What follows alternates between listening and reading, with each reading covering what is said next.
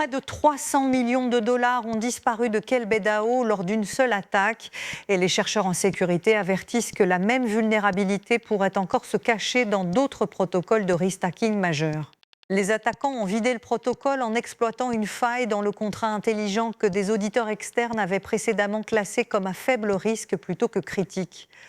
Les fonds volés ont été rapidement convertis à travers plusieurs blockchains avant que l'équipe ne puisse geler les contrats ou alerter les utilisateurs. Kelbedao a depuis suspendu tous les nouveaux dépôts et ouvert un portail de récupération pour les adresses de portefeuille affectées.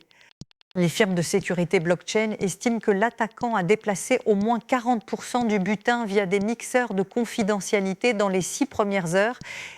Cette brèche est désormais le plus grand exploit défi du trimestre et a effacé des mois de confiance des utilisateurs dans les rendements du restacking.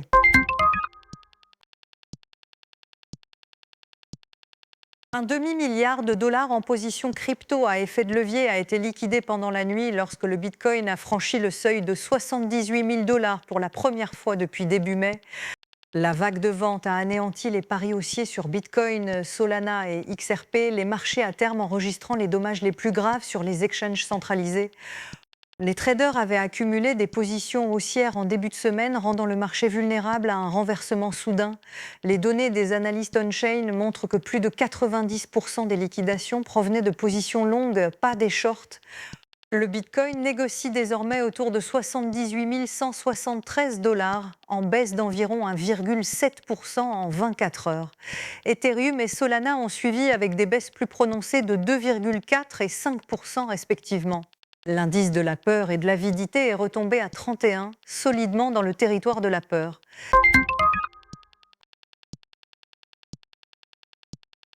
Le fonds de dotation de l'université de Harvard a vendu en silence la totalité de sa position dans un fonds négocié en bourse sur l'Ether au cours du premier trimestre, tandis que le fonds souverain d'Abu Dhabi ajoutait plus de 90 millions de dollars à ses avoirs en ETF Bitcoin.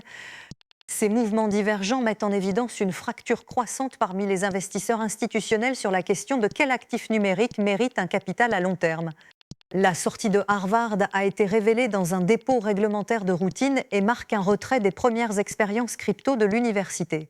Pendant ce temps, Mubadala Investment Authority a augmenté sa participation dans l'eShares Bitcoin Trust de BlackRock à plus de 200 millions de dollars d'exposition totale. Le contraste est frappant. L'une des institutions académiques les plus riches du monde se retire de l'Ethereum alors qu'un grand fonds souverain renforce ses paris sur le Bitcoin. Abonnez-vous maintenant.